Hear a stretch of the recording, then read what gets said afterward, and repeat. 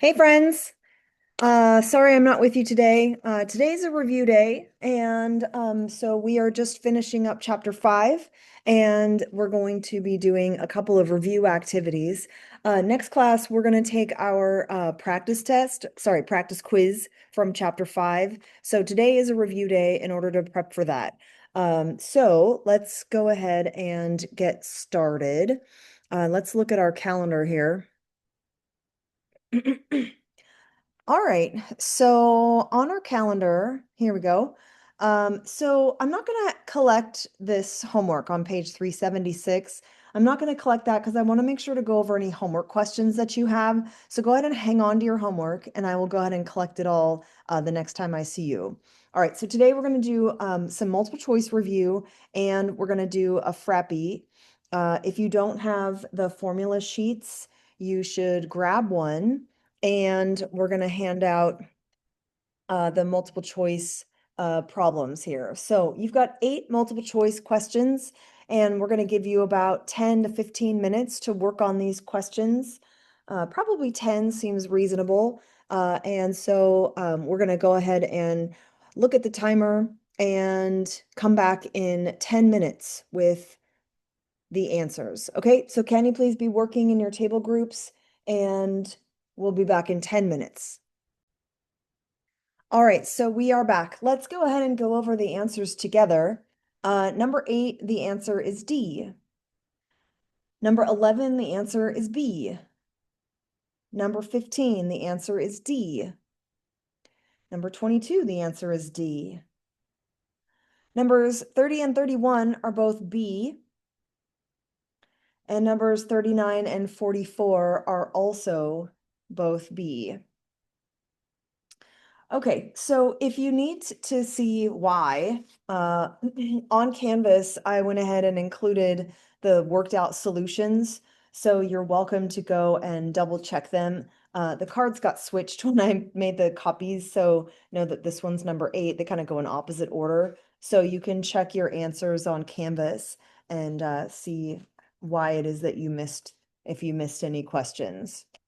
Okay, so now that you're all warmed up, let's go ahead and do a Frappy. So we're going to hand out this Frappy worksheet for chapter 5. You should have a formula sheet already. You should have your calculators out. And we're going to set a timer for 10 minutes. And just like a test question, you're going to do this question without looking at your table mates, without without talking, and without using your notes. Uh, and after 10 minutes, then we'll give you 2 minutes to talk in your table groups, and then we'll come back and look at the key. Okay, so once everybody has a Frappy, then we're going to set the timer for 10 minutes, and you may begin when the timer is ready. Okay, we're back. Let's go ahead and check our answers. Why don't you trade papers with the neighbor and go ahead and write corrected by at the top of the page. And let's go through the scoring. There are 4 parts, and each part is going to be scored as essentially correct, partially correct, or incorrect. So for part A, the answer is 0.75.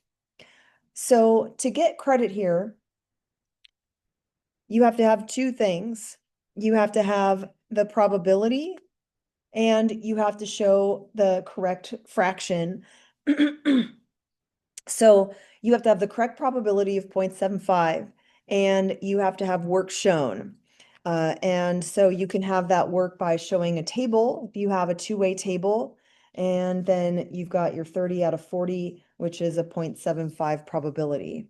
It doesn't say specifically that it needs to be a proportion. You could say percent too, but it does want you to have the correct probability with some kind of work shown. How did you get that? If you have only one of these, if you calculate the correct probability but don't show work, then it would be a P, and anything else would be an I. It's not required that you have a 2-way table to get credit. All right, for part B. So in part B, you are asked to determine if you have independence, and the answer is no. Okay, now there are lots of different ways that you could show this. So I said that to find the probability of complete given female was 0.826, and the probability of getting complete we found in part A was 0.75. And since these two values are not equal to each other, then they are not independent. So there's three components that are here. So one is correct computation of the two values. So my two values, one of them I already did in part A, and the other one is here. And notice that I've labeled them. Okay, I don't just have like probabilities or proportions just floating out in nowhere. I have them labeled and I have correct numerical values. And then I have a statement stating whether or not the two values are equal or unequal, and a conclusion about their independence. Okay, so there's really four components here. So one is two values whose inequality implies a lack of independence and has the three components. Okay, so here are my two values that are going to illustrate a lack of independence. I've got my computation, I have my statement that they're not equal, and therefore they are not independent. So there's really four things here. You could do it this way. You could do the probability of female is 23 out of 40, which is not equal to female given complete, which would be 19 out of 30. And because they're not equal, then not independent. So there's four components here. And there are lots of different components or comparisons that can be made. So I don't have all of them. Since you did complete here, it makes the most sense to do complete given female. Just that's like the most efficient way to do it. But you could also show any of these other valid comparisons. Complete given female, complete given male, complete given female, sorry, female given complete, and female given complete, or female given not complete. You could do female and complete and then not equal to. So this is that general multiplication rule. If they were independent, this would be true. You could do these. Complete given female not equal to complete, female and not equal to female given. Like there's a bunch of ways that you could do this. So again, if you have two values whose inequality implies a lack of independence and includes correct computations, an explicit statement of whether or not they're equal or unequal, and an appropriate conclusion. It's a partial if you identify two values whose inequality implies a lack of independence, but then only has two out of the three components that are there. And it's an I if you fail to meet any of those other criteria. Okay. Now for part 3. So this one is a little bit tricky. So you've got 4 students selected to do a problem. And so we want to use a table of random digits. Okay, now I know that it's got 75% completion, but it tells us that we have, doesn't it tell us in the problem that we have 40 students? Okay, so your best bet here is to label the 40 students, right? Because I want each individual to be counted or parted like in the numbering scheme. Okay, so I said let 0, 1 to 30 be completed, and then 31 to 40 be not complete, and I'm going to skip 0, 0, and 41 to 99. So this is showing that I have 3/4 being completed, 1/4 not, and then I'm ignoring digits. It's a random digit table, so they need to be equal digits. So then we're going to choose digits 2 at a time, choosing 4 different 2-digit numbers within the range from 0, 1 to 40. And then I'm going to count the number of students of the 4 who completed, and I'm going to repeat that process many times. So for the scoring here, 1 is a correct and valid assignment of the numerical labels for the 40 students. If you're not using 40 digits, then you can't get an E here. Then you describe the process of selecting 4 different students from the table of random digits and recording the number of students in the group of 4 that completed the assignment. So those are the 3 components that are necessary here to get an E.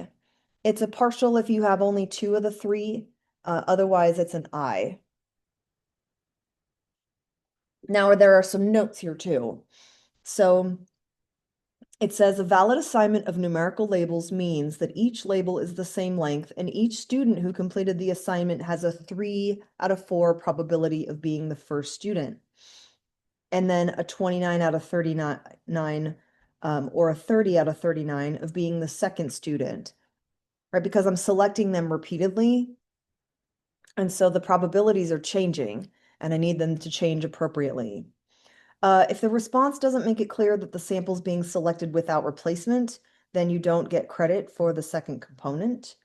And to earn credit for the third component, you must clearly describe what should be recorded at the end of each trial. Saying record the data is not sufficient. You want to say that you are going to count the number of students. Okay, now I want to make sure in the second bullet, it says if it doesn't make clear that the sample is being selected without replacement. Ooh, so I said choosing two different two-digit numbers. I guess I should clarify here, shouldn't I? Two-digit numbers, and we want to be without replacement.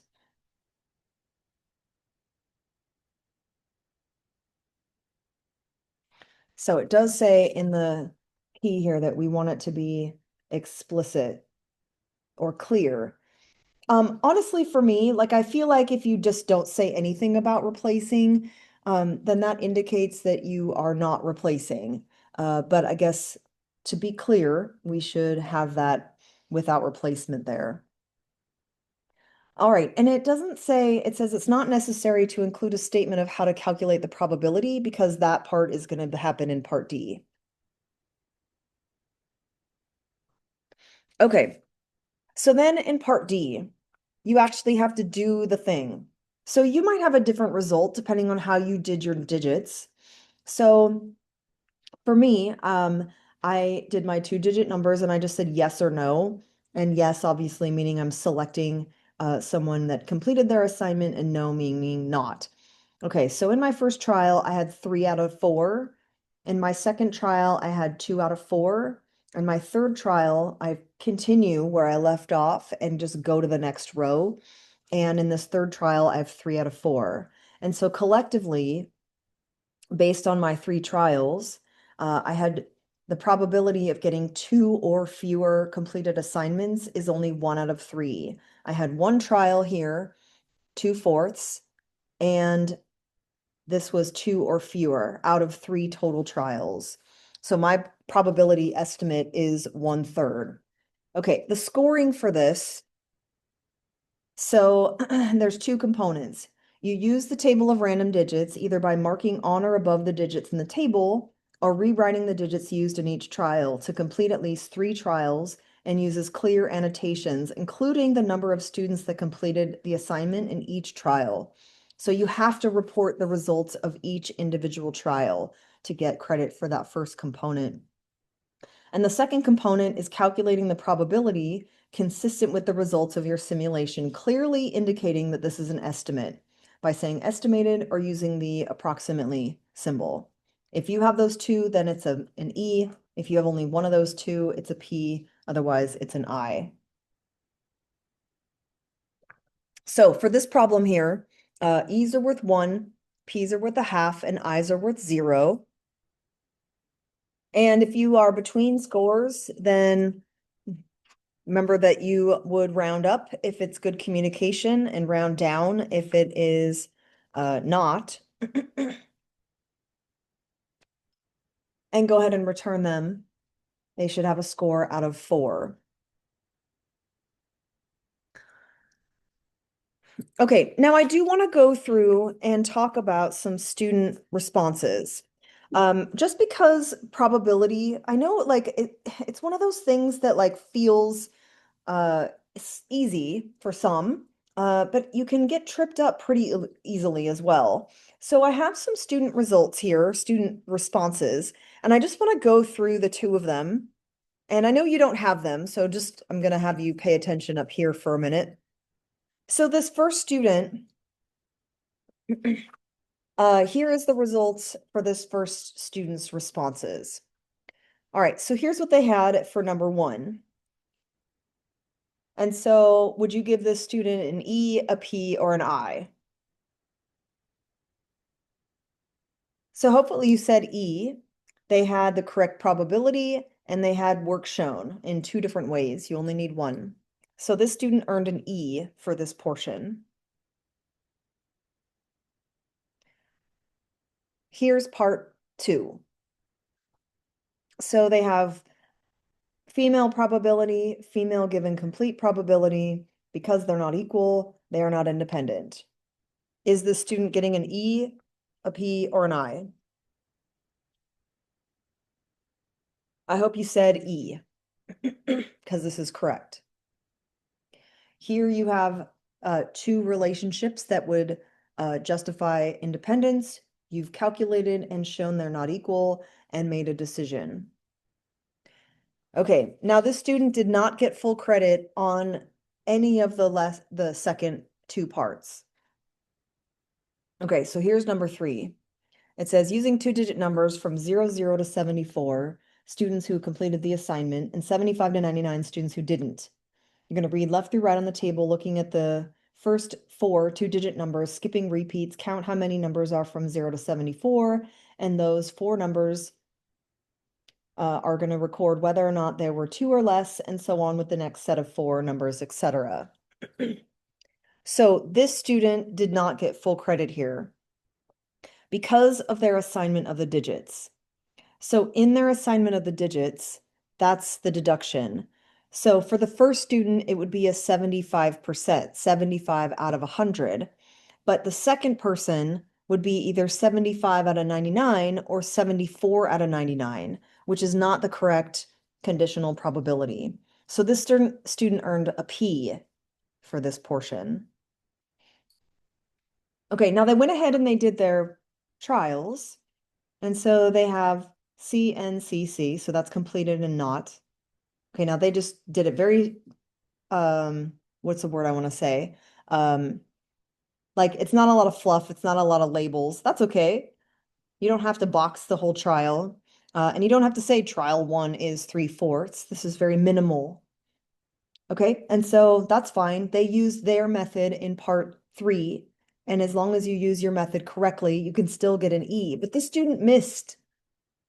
The student missed getting an E. Can you see what they missed?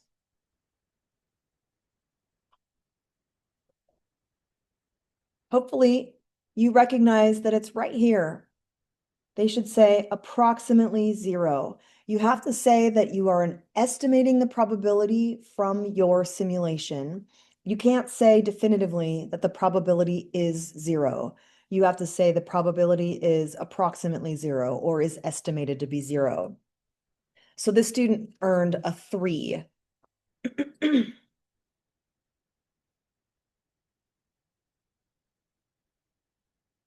All right, now this student did very poorly, but they have some understanding of the probability. So that's part of the thing that's challenging, right? Is you have to know exactly what is required. So for number 1, they said probability of complete is 0.75. This is a partial because there's no work shown. If you just have the probability, that is not enough. You have to give some additional information. This is a P. Number 2, they said no. They said probability complete is 0.75, but probability of female is 0.575. This is an I because this relationship is not an appropriate relationship. And they also didn't say not equal to. So this student earned an I for this portion. Here's part 3. They number the kids 0 to 1 to 30, completing, and 31 to 40 as incomplete. Yes, that's true, but they didn't talk about what numbers they're ignoring. They then say use a random number digit table, make sets of 4 using numbers in between 0, 1, and 40, ignoring higher or lower numbers. Repeat many times. So this student is missing out here on quite a bit. So in part C, the assignment of digits was correct, but they didn't address what to do with repeats or describe what to record at the end of each trial. And so they only earned credit for the first component. They didn't get the rest of this. Okay, so as a reminder, here's what the components were. A valid assignment of labels, that's the part they got. But they didn't describe the process of selecting 4 different students and didn't talk about recording the number of students.